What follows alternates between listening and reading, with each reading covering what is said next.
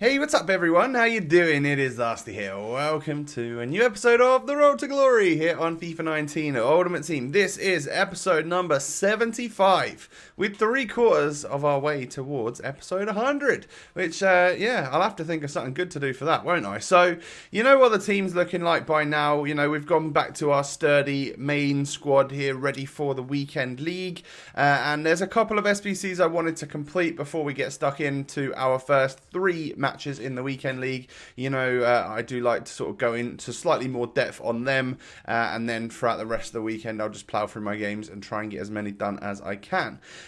So the first one here was to submit a couple of UCL cards and a full gold team for the Champions Will Rise SBC. Now, I'm never going to use those two UCL players, so I was happy and willing to submit them for the chance to get a tradable Prime Gold Players pack, for the chance to cash out and get something good. Unfortunately, my Prime Gold Players pack luck has seemed to have run out the last couple of weeks.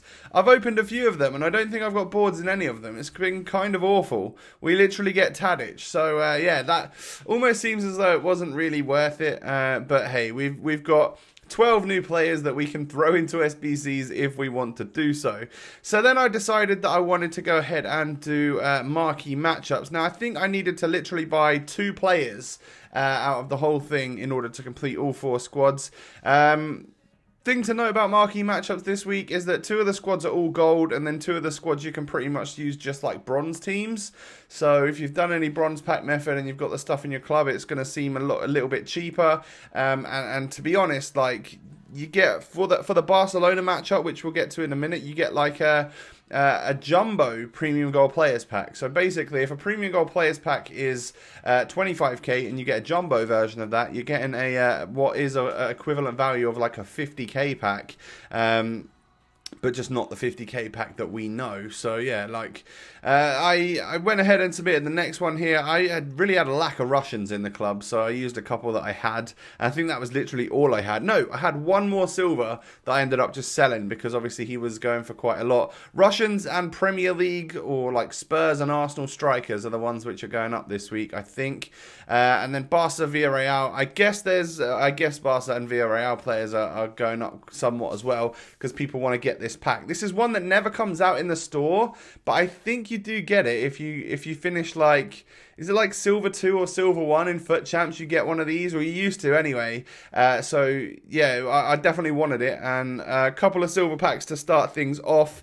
Normally, you know, they're not that exciting, but there are things of value within. So take a little look at what I got there. I'm not really going to keep the contract and stuff, but I'll go through the players, especially if they've got a league SBC, and I'll check out if they're worth anything. And we also did get the new league SBCs, which I've forgotten what one of them was, but the other one was the Scottish League, and Tierney looks awesome as a left back. Not for us. Like, I don't envisage getting him. However, I feel like it might put the price up of some silver players, especially from the Scottish League. So, we also packed one French left back there that was obviously expensive from one of the League SBCs. I guess the French Ligue 1 SBC. So I managed to get like 5.9k for him, which is brilliant for a silver non-rare, literally just a random pack that you don't expect to get a huge amount of value from. Yeah, you just walk away with like 6k from one non-rare silver. Brilliant. I love that. It's always nice, especially when you see that their price range has been updated. So you're just like, okay, this was one of the ones that was extinct. So they normally go for quite a good, pretty penny. We get Longley, or Lenglet, depending on how you pronounce it. And then here is this big 50k pack. I don't actually get a walkout. And actually, I don't even get boards. My marquee matchups pack luck, apart from that one non-rare silver, was kind of abysmal this week, which definitely sucks. Could have been better, but oh well. Like I said, we literally bought 1 or 2 players. You know, we get a Spurs player there that I can sell on for a little bit more of a heightened price. And I also then decided to go, I sold some stuff here, and I don't know whether I did some bronze pack method. Yes, I did. So you can see that I've also sold a whole bunch of bronze pack stuff. I basically said to myself that I was going to open some bronze packs for a bit, and then it got to a while where I hadn't actually had a squad fitness. And then I got to the point where I was like, you know what, I'm going to stop when I get a squad fitness, and I swear it must have taken me 40 or 50 packs to get one squad fitness. It was ridiculous. But the way the bronze pack method works, you pretty much always make profit anyway, so it wasn't a bad thing. I'll just relist the stuff that doesn't sell, and as you can see, we're sitting kind of pretty at nearly 190,000 coins plus our crazy squad. I think the market has gone crazy, by the way. So someone like Neymar, who, well, normally settled at around 540k, I think is currently around 650k, maybe, I think, which is just crazy. Which is obviously, it does happen after Black Friday and Cyber Monday that the whole market tends to go up as people have more coins at their disposal, and then they want to buy up their teams heading up towards Christmas and stuff. But yeah, I didn't expect it to go up so much. So I could flip Neymar for profit. However, I don't see him coming down in price soon. So we might as well just keep him and use him and get the money's worth out of him, right? So in my first game of the weekend league, I did go 1-0 up, but then I conceded to Icardi. Now, this is the first weekend league since the new patch which came out this week, and I've played I think 4 or 5 games on the new patch in Division Rivals and done quite well in them. I think I lost 1 and maybe drew 1, or did I lose 2 and win 3? I can't remember. Well, I think we were in positive wins to losses ratio, so I was kind of excited going into the weekend league, hoping that, yes, I know that defending is a lot more manual now, and there's going to be more error there, which probably means more goals conceded. But hopefully, it would mean that I would be able to score more as well. So to see myself 3-1 up in the first half was kind of positive. We somehow get past him there with Neymar, get inside of the box, play it out to Riyad Mahrez, turn the defenders, hit the finesse. Back of the net. Those finesse shots go in an awful lot more because of the lack of AI blocking. And at 41 minutes, my first opponent was out of there. He decided that he would rage quit and move on to his next game, which is exactly what we can do now. So game number 1's gone fantastic. We get 4 goals, played 40 FIFA minutes, and we've got our win. Brilliant. It's time to go into the next game and see how things are going to go. I was a little bit more worried coming up against Suarez, Red Thomas Partey, also a UCL version of Sergio Ramos. It's a really nice squad. The guy knows what he's doing when he's built that.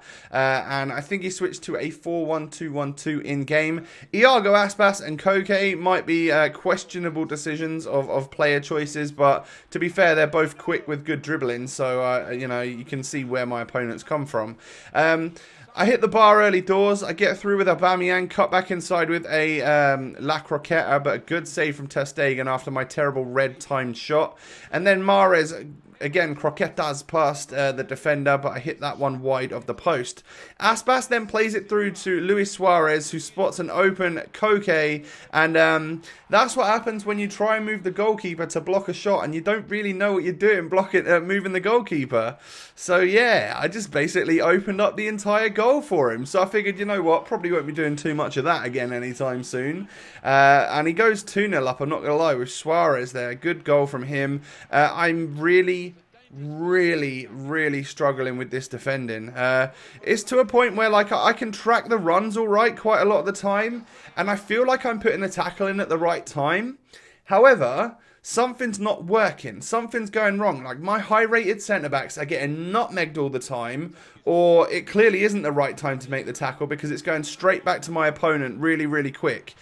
So yeah, I've got to figure something out there because it's affecting me. We're 2-1 down in this game, and to be honest, this guy was fully and utterly all over me, and I really could not get the ball back off of him. He was incredibly good at dribbling. I was terrible at managing to somehow defend it. He plays it through from Thomas Partey to Ramos, saved, but it just literally pops out to Luis Suarez, and of course he's going to score that goal and go 3-1 up.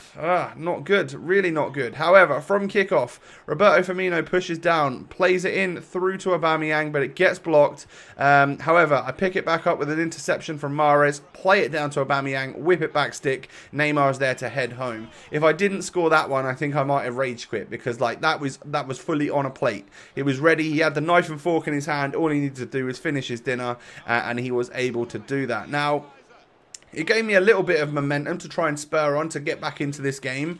However, he gets through with Mertens right here. Good save from Szczesny, but it's going in until Manolas blocks it off the line. What a boy he is. I'm just really struggling with the defending. Watching it back now, it looks awful. I look like a terrible defender, and I probably am at this point, right? I know I heavily relied on AI defending, but I didn't think in my head that it was as bad as what it obviously is, you know? So I'm really trying to learn. And to be honest, I was playing at a relatively high skill rating, like decent level in division rivals the other day, and doing all right at it. So the weekend league seems like a whole different beast for me this weekend, and we are 1-1 after getting slapped 4-2 in that last game. And when I say slapped, he had like 60% possession against me and fully just did me in, even though I had quite a lot of shots at the very start of the game. The rest of the game pretty much was all my opponent.